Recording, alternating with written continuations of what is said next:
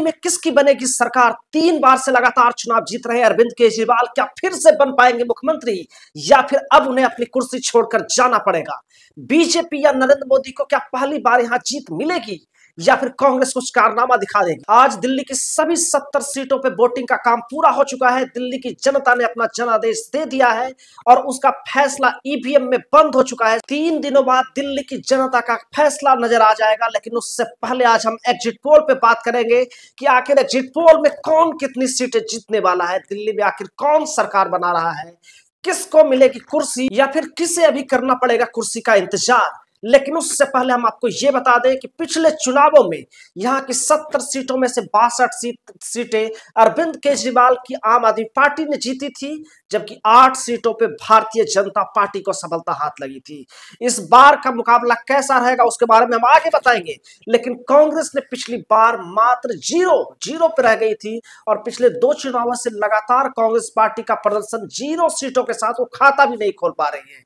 हालांकि राहुल गांधी ने इस बार बहुत ही ताबड़तोड़ सभाएं की है दिल्ली में, उसका क्या असर होता है वो भी हम अभी बताएंगे। दिल्ली के चुनाव पे देश की नहीं पूरी दुनिया की नजर लगी हुई है, क्योंकि अरविंद केजरीवाल एक जाना पहचाना चेहरा है जो जेल भी गए, बेल भी मिली और फिर इलेक्शन भी लड़ रहे हैं। अरविंद केजरीवाल के लिए भी एक करो या मरो का चुनाव है, क्योंकि दिल्ली अगर वो हारे तो पंजाब में भी उनकी सांसें के साथ साथ कुर्सी भी उखड़ जाएगी। तो ऐसे में अरविंद केजरीवाल के लिए महामुकाबला नरेंद्र मोदी से सीधा, क्योंकि नरेंद्र मोदी भी 2014 से इस देश की सत्ता पे काबिज है, वो इसी दिल्ली में रहते हैं। बावजूद उसके नरेंद्र मोदी के हाथ दिल्ली में कोई जीत नहीं लगी है। उस कसक को क्या वो पूरा कर पाएंगे? दिल्ली की जनता क्या नरेंद्र मोदी की ओर बढ़ेगी? लेकिन इसके अलावा एक बड़ा फैक्टर इस बार राहुल गांधी भी साबित हो रहे हैं। राहुल गांधी ने खुलकर अरविंद केजरीवाल के विरुद्ध में प्रचार किया। आज से 6 महीने पहले तक राहुल गांधी और अरविंद केजरीवाल एक साथ थे, लेकिन राहुल गांधी ने खुला ललकार दिया अरविंद केजरीवाल को और यहां तक बता दिया कि नरेंद्र मोदी से कोई नेता डरते या ना डरते हो, लेकिन अरविंद केजरीवाल तो कांप जाते हैं। दिल्ली के ये मतदाता एक बड़ा फैसला करने वाले हैं और इनके फैसले पे पूरे देश की नजर लगी हुई है कि इन्होंने क्या फैसला किया, वही हम एग्जिट पोल में बताएंगे। लेकिन एक बार पहले हम पिछले इलेक्शन का विश्लेषण कर लेते हैं। 70 में से 62 सीटें आम आदमी पार्टी ने जीती थी, 8 बीजेपी ने जीती थी, कांग्रेस का खाता भी नहीं खुला था। उससे पिछले इलेक्शन में चले जाएं तो उस वक्त 2015 में 70 में से 67 सीटें आम आदमी पार्टी जीत गई थी।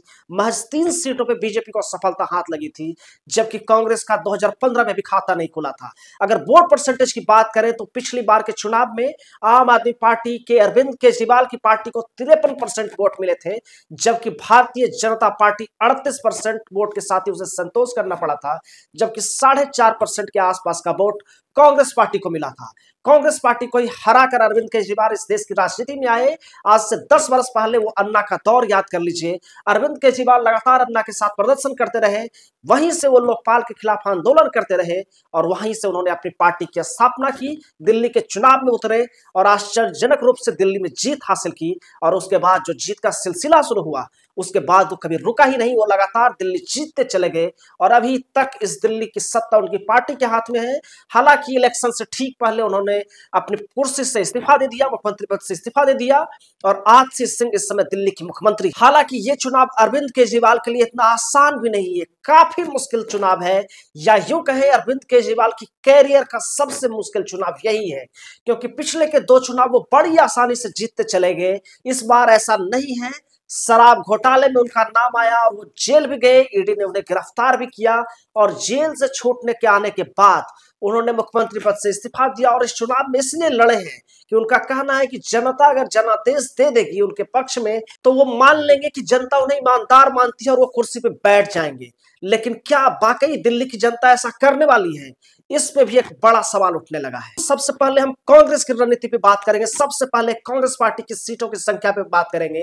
कांग्रेस पार्टी का इस चुनाव में जो एग्जिट पोल जो दिख रहा है, उसके अकॉर्डिंग कांग्रेस पार्टी को दिल्ली के इस चुनाव में दिल्ली की जनता जो जनादेश देते नजर आ रही है, हमारे एग्जिट पोल के अनुसार कांग्रेस को 2 से लेकर 4 सीटें तक मिल सकती हैं। यानी खाता खुलता हुआ नजर आ रहा है कांग्रेस का, उस कांग्रेस का जिसकी 15 सालों तक इस दिल्ली में लगातार सरकार रही, लेकिन वो इस कदर दिल्ली की सत्ता से बाहर हुई कि पिछले 2-3 चुनावों में वो खाता भी नहीं खोल पाई। उस कांग्रेस का इस बार खाता खुल रहा है, लेकिन उसके पीछे सबसे बड़ी वजह जो दिख रही है वो राहुल गांधी की मेहनत दिख रही है। राहुल गांधी ने दिल्ली के चुनावों में ताबड़तोड़ प्रचार किया है। शायद 2-4 महीने पहले और आ गए होते तो चुनाव का परिदृश्य कुछ और होता। राहुल गांधी को कुछ नेताओं ने समझाया कि उनका मेन टारगेट अरविंद केजरीवाल है, क्योंकि 6 महीने पहले अगर आप देखेंगे लोकसभा चुनावों में आम आदमी पार्टी और कांग्रेस का गठबंधन था, लेकिन दिल्ली के चुनावों में, विधानसभा चुनाव में ऐसा नहीं हो पाया। राहुल गांधी समझ गए कि अगर उन्हें देश भर में आगे जीतना है तो पहले दिल्ली में अरविंद केजरीवाल का सफाया करना पड़ेगा, उन्हें हराना पड़ेगा, तभी वो पंजाब या गुजरात जीत पाएंगे, नहीं तो आम आदमी पार्टी उन्हें खोखली करती जाएगी। और इसी बात को समझते हुए राहुल ने चुन चुन के इस बार अरविंद केजरीवाल पे हमले किए, चाहे वो गंदा पानी दिखाना हो, चाहे वो यमुना के किनारे राहुल इस बार चले गए और बताया कि केजरीवाल 2025 आ गया है, आप डुबकी कब लगाने वाले हैं। इसके अलावा राहुल गांधी ने शीश महल को लेकर भी अरविंद केजरीवाल को घेरा, जिसके लिए बीजेपी उन्हें घेरा करती थी, उस पर राहुल गांधी ने भी उन्हें घेर लिया। बोला कि वो खुद को कट्टर ईमानदार बताते हैं, लेकिन वो शराब घोटाला कर गए, देश का सबसे बड़ा शराब घोटाला कर गए। तो राहुल ने केजरीवाल को उनकी पिच पे जाकर उनको घेरा, जिसके बाद केजरीवाल भी बौखलाए। और यही कारण है, माना जा रहा है कि कांग्रेस पार्टी जितने भी वोट लाएगी वो अरविंद केजरीवाल के लिए नुकसानदेह साबित होगा, क्योंकि आम आदमी पार्टी के पास जो वोट बैंक है वो कमोबेश कांग्रेस का ही वोट बैंक है। कांग्रेस का ही वोट बैंक अरविंद केजरीवाल के खाते में शिफ्ट हुआ और उसी के कारण वो लगातार जीतते चले गए। तो राहुल गांधी की कोशिश ये रही है कि वो फिर से अपने कांग्रेसी कार्यकर्ताओं को अपने खेमे में लाने की कोशिश कर रहे हैं। और उस कड़ी में उन्होंने इस बार जो कैंडिडेट दिए कांग्रेस ने, बड़े ही कड़े कैंडिडेट दिए। हर जगह से 70 सीटों में से कम 50 ऐसे कैंडिडेट थे जो बिल्कुल लड़ने वाले थे। हर जगह मैन टू मैन मार्किंग की, जैसे कि अरविंद केजरीवाल के खिलाफ नई दिल्ली की सीट से शीला दीक्षित के पुत्र संदीप दीक्षित को टिकट दिया गया। शीला दीक्षित जिनके समय में ये दिल्ली चमकती रही, संदीप दीक्षित लगातार दावा कर रहे हैं और डोर टू डोर कैंपेन उन्होंने किया है, जहां अरविंद केजरीवाल की हालत फंसी हुई है। हो सकता है अरविंद केजरीवाल अपनी नई दिल्ली की सीट हार जाए, इस कदर का संदीप दीक्षित ने वहां प्रचार किया है। इसके अलावा कांग्रेस ने अलका लामा को भी चुनाव लड़वाया है, अभिषेक दत्त भी चुनाव लड़ रहे हैं और फराज सूरी ने भी काफी दमदार तरीके से चुनाव लड़ा है, जिस कारण कांग्रेस को ये 2 से 4 सीटें आती हुई दिख रही हैं। और जैसा अंदाजा दिख रहा है कि 8 से 10% वोट इस इलेक्शन में कांग्रेस पार्टी को आता दिख रहा है हमारे एग्जिट पोल के अनुसार। लेकिन हम इसके साथ साथ आगे बढ़ते हैं बीजेपी की ओर। बीजेपी यहाँ पे 26 साल से सत्ता के लिए तरस रही है, उसके पहले मुख्यमंत्री साहिब सिंह वर्मा रहे। बीजेपी इस दिल्ली में 26 सालों से सत्ता के लिए तरस रही है, बार बार वो चुनाव हार रही, यहां तक कि मोदी शाह के स्वर्णिम दौर में भी जब पूरे देश में वो झंडा लहराती चली गई, राज्य दर राज्य जीतती चली गई, दिल्ली फिर भी बची रह गई। नरेंद्र मोदी के दिल्ली में रहते हुए भी 10 वर्षों में एक भी बार दिल्ली में बीजेपी नहीं जीत पाई है। इसको लेकर एक कसक बीजेपी के अंदर है और उसी को लेकर बीजेपी ने भी काफी तैयारी की। हालांकि इलेक्शन के पहले ये कहा जा रहा था कि स्मृति ईरानी शायद मुख्यमंत्री का चेहरा होगी, हालांकि ऐसा नहीं हुआ। बावजूद उसके बीजेपी ने भी काफी स्ट्रॉन्ग तरीके से इलेक्शन लड़ा है और बीजेपी ने अपने सांसदों को इस बार विधानसभा के टिकट में लड़ा दिया, जैसे परवेश वर्मा, रमेश पिधूरी जैसे ऐसे उम्मीदवार जो बीजेपी में दिल्ली से सांसद थे, उन्हें विधानसभा के मुकाबले में उतार कर उन्होंने एक जबरदस्त फाइट दिया आम आदमी पार्टी को। और पिछले चुनाव का भी अगर हम देखें तो आम आदमी पार्टी और बीजेपी के बीच 15% के वोटों का एक गैप दिख रहा है। वो गैप कितना पूरा हुआ है उसमें हमारा एग्जिट पोल ये बताता है कि बीजेपी को इस बार कहीं ना कहीं 43% वोट मिलने वाले हैं। 43% काफी कम नहीं होते हैं और अरविंद केजरीवाल को जो 53% वोट मिल रहे थे उसमें से उनका 6% की कमी आ रही है, उनको 47% वोट मिलने वाला है। यानी दोनों के बीच कड़ा मुकाबला और इन सब के बीच की वजह है कांग्रेस, जो कि 8 से 10% वोट ले रही है।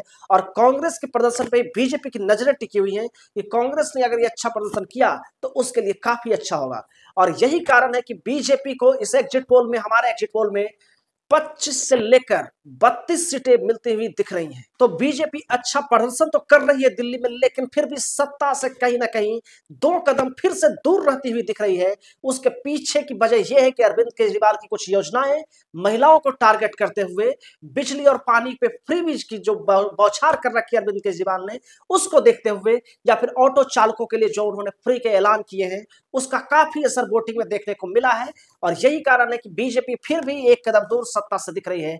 अब हम हम अगर अरविंद केजरीवाल की आम आदमी पार्टी की बात करें तो आम आदमी पार्टी को इस इलेक्शन में जो एग्जिट पोल के नतीजे हमारे हैं उसके अनुसार आम आदमी पार्टी को हमारे एग्जिट पोल में 42 से लेकर 48 सीटें मिलती हुई दिख रही, यानी कि वो बड़े ही आसानी के साथ सरकार तो जरूर बना ले रही है, बहुमत तो जरूर हासिल कर ले रही है, लेकिन उस तरह की लैंडस्लाइड विक्ट्री होती हुई नहीं दिख रही है जैसे वो पिछले 2-3 बार से जीत रही थी, 70 में 67 या 70 में 62।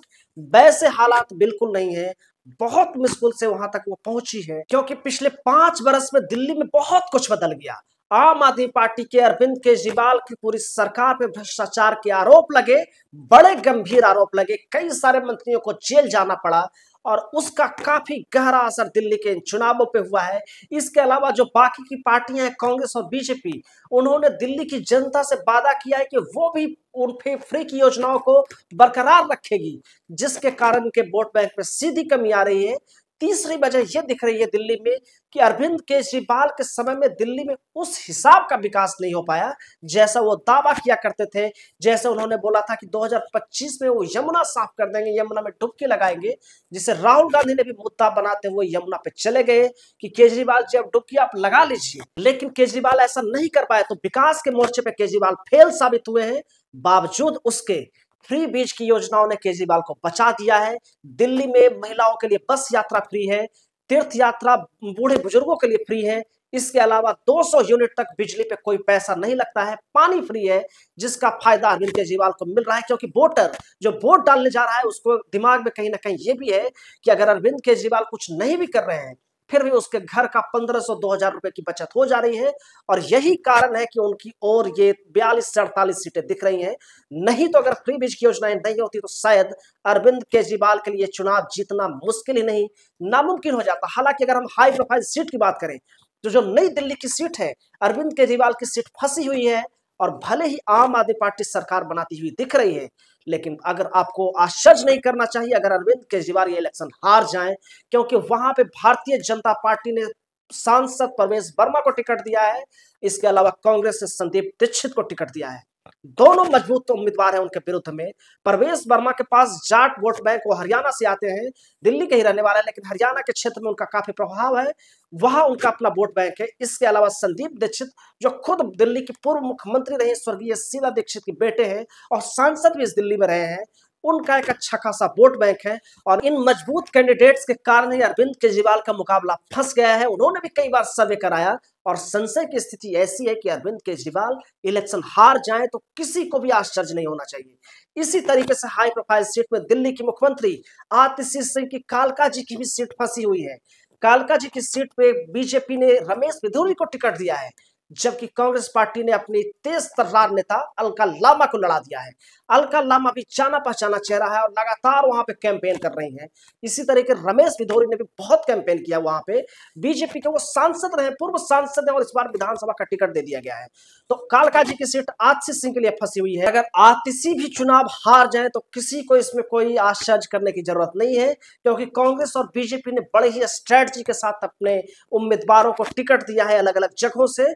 इसके अलावा तीसरी सीट जो फंसी हुई है आम आदमी पार्टी की, वो है जंगपुरा की।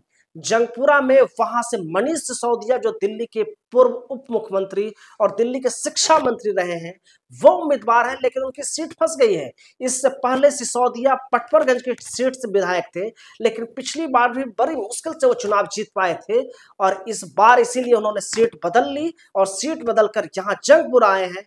लेकिन उनके लिए कांग्रेस ने काफी स्थिति खराब कर दी है। दरअसल कांग्रेस ने वहां से फरहाद सूरी को टिकट दे दिया। फरहाद सूरी का काफी असर है जंगपुरा की सीट पे, और कांग्रेस कहीं ना कहीं मुसलमानों के वोट बैंक को टारगेट कर रही है उस सीट पे, और वो जो वोट बैंक है वो कहीं ना कहीं आम आदमी पार्टी में जाने वाला था, जो अब कांग्रेस को मिलेगा। और जंगपुरा में ही जो कांग्रेस के 3 बार के विधायक रहे हैं वहां से तरविंदर सिंह मारवा साहब, उनको बीजेपी ने अपना उम्मीदवार बनाया है। यानी कि बिल्कुल कांग्रेस और बीजेपी के कैंडिडेट वहां बड़े मजबूत हैं, और मनीष सिसोदिया की सीट इस कदर फंसी हुई है कि इस पे भी आश्चर्य किसी को नहीं होना चाहिए अगर वो चुनाव हार जाए। आम आदमी पार्टी की सरकार बनती हुई जरूर दिख रही है, लेकिन बड़े ही मुश्किलों के साथ, और उनके बड़े टॉप लीडर्स जो उच्च नेता हैं वो सभी चुनाव हारते हुए दिख रहे हैं। इस एग्जिट पोल का यही बहुत बड़ा संदेश है कि केजरीवाल, सिसोदिया और आतिशी सिंह चुनाव हार नहीं है, लेकिन आम आदमी पार्टी किसी तरीके से एक एज है उसके पास और सत्ता बचाती हुई किसी तरीके से नजर आ रही है। दिल्ली चुनावों में मुस्लिम मतदाताओं की अगर बात करें तो मुस्लिम मतदाता भी बटे हुए नजर आ रहे हैं।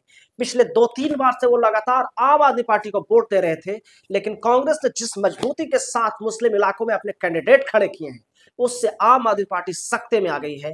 और लगातार अरविंद केजरीवाल के ऊपर पर्सनल हमले कांग्रेस ने किए, एक एक कर उठाए कि जब इस देश में सीएए एनआरसी का आंदोलन चल रहा था आम आदमी पार्टी चुप थी, अरविंद केजरीवाल चुप थे। इसके अलावा जब भी मुसलमानों की बात आई अरविंद केजरीवाल खामोश रहे। इस बात को कांग्रेस उठा रही है, जोर शोर से उठा रही है कि दलितों और मुसलमानों के लिए हम ही हमेशा साथ खड़े रहे, केजरीवाल ने सिर्फ फायदा उठाया है। यही कारण है कि मुस्लिम मतदाताओं का वोट कटा है, बटा है, और उन्होंने कांग्रेस को भी वोट दिया है और आम आदमी पार्टी को भी वोट दिया है। और यही कारण है कि बीजेपी यहाँ पे निकलती हुई दिख रही है, उसकी सीटें बढ़ी हैं। हालांकि एक और चांस यहाँ पे दिख रहा है, अगर कांग्रेस को कुछ ज्यादा वोट मिल गए तो बीजेपी भी सत्ता में आ सकती है। अगर 5% वोट कांग्रेस ने ज्यादा ला दिए तो बीजेपी आसानी से 40 से 44 सीटें हासिल कर लेंगी। लेकिन अगर कांग्रेस का वोट बैंक 4% कम हुआ तो यही आम आदमी पार्टी 55 से 62 सीटों के बीच जा सकती है। ऐसा भी हो सकता है। इन चुनावों में 5% का यह स्विंग काफी रोल अदा करने वाला है कि इस 5% वोट से बहुत कुछ दिल्ली चुनाव में तय हो जाएगा। और एग्जिट पोल के नतीजे अभी भी यही हैं कि अरविंद केजरीवाल 42 से 48 सीटें हासिल करते हुए दिख रहे हैं, बीजेपी 25 से 32 सीटें हासिल करती दिख रही है, जबकि कांग्रेस को 2 से लेकर 4 सीटें मिल सकती है। लेकिन अगर 5% का भी ऊपर नीचे वोट बैंक में वोट हुआ तो बीजेपी सत्ता में भी आ सकती है, वो पहली बार 26 साल बाद, और केजरीवाल को विपक्ष में बैठना पड़ सकता है। हालांकि जो हाई प्रोफाइल सीटें हैं अरविंद केजरीवाल की पार्टी जीत सकती है, लेकिन अरविंद केजरीवाल खुद चुनाव हार सकते हैं, आतिशी सिंह खुद चुनाव हार सकती हैं, और मनीष सिसोदिया भी अगर हार जाए तो आश्चर्य नहीं होना चाहिए। इन चुनावों में किसी एक पार्टी की तारीफ की जा सकती है तो वह है कांग्रेस पार्टी। कांग्रेस ने बड़े ही खुले मन से कैंडिडेट उतारे और शायद कांग्रेस इससे बेहतर कैंडिडेट दे भी नहीं सकती थी। उसने अपने बेस्ट पॉसिबल कैंडिडेट्स को इस बार टिकट दिया, और यही कारण है कि वो टक्कर देते हुए 10 सालों में पहली बार, पिछले 2 चुनावों को अगर देखें तो ऐसा लगता था कि कांग्रेस हारने के लिए लड़ रही है, लेकिन पहली बार वो जीतने के लिए ही लड़ती हुई दिख रही है। और इसीलिए 2 से 4 सीटों का जो टैली दिख रहा है वो इसीलिए दिख रहा है। और ये चुनाव बहुत सारी चीजें निर्धारित कर देगा। अगर अरविंद केजरीवाल फिर से सत्ता में आ गए तो उन्हें एक बार फिर से नेशनल परिप्रेक्ष्य में एक बड़े चेहरे के तौर पे स्थापित हो जाएंगे। लेकिन अगर वो चुनाव हारे तो पंजाब की सत्ता भी डगमगा सकती है, गुजरात में भी उनको झटका लग सकता है, और पूरे देश में आम आदमी पार्टी के जो पंख फैल रहे हैं शायद वो कतर दिए जा सकते हैं। क्योंकि आम आदमी पार्टी का उद्गम स्थल दिल्ली है, और अगर उद्गम स्थल पे ही कोई पार्टी खत्म हो जाए तो उसके आगे के रास्ते बंद हो जाते हैं। इसी को लेकर अरविंद केजरीवाल के लिए एक महत्वपूर्ण चुनाव है कि उनका क्या होगा। और अरविंद ने भी बड़ी मजबूती से ये चीजें लड़ी है, और अरविंद केजरीवाल की पार्टी ने अपने तमाम उम्मीदवारों की सीटें बदल दी, बहुत सारे विधायकों की सीट काट दी जो कि बीजेपी किया करती थी। वो चीजें अरविंद केजरीवाल ने करी।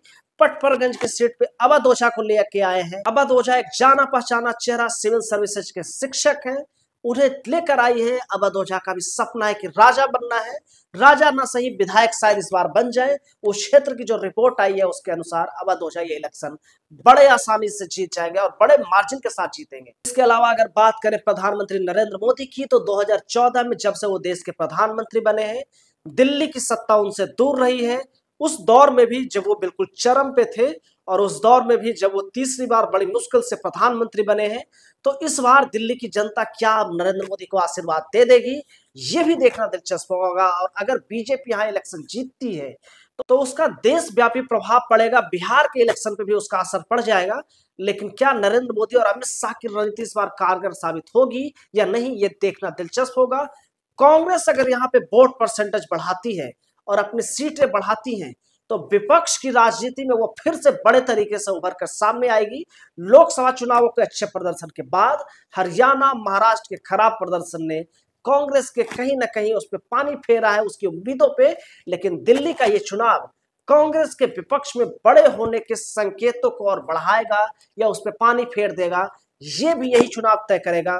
2 दिन की बात है, 8 तारीख को दिल्ली की जनता का असली जनादेश सामने आएगा, वो भी हम जरूर बताएंगे और सबसे पहले बताएंगे। लेकिन आप इन एग्जिट पोल पे क्या सोचते हैं, कमेंट करके जरूर बताइएगा। और अगर आप दिल्ली के वोटर हैं तो जरूर बताइए आपने किसे वोट दिया है और क्यों वोट दिया है। क्या अरविंद केजरीवाल मुख्यमंत्री बनेंगे या फिर अरविंद केजरीवाल फिर से मुख्यमंत्री की कुर्सी से इस बार दूर रह जाएंगे? क्या नरेंद्र मोदी को दिल्ली की जनता आशीर्वाद देने वाली है या फिर क्या राहुल गांधी को उनकी मेहनत का फल मिलेगा?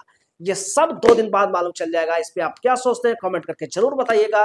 और वीडियो अगर अच्छा लगा हो तो लाइक, शेयर और चैनल को सब्सक्राइब जरूर कर दीजिएगा। हम मिलेंगे आपसे अगले वीडियो में, तब तक के लिए नमस्कार।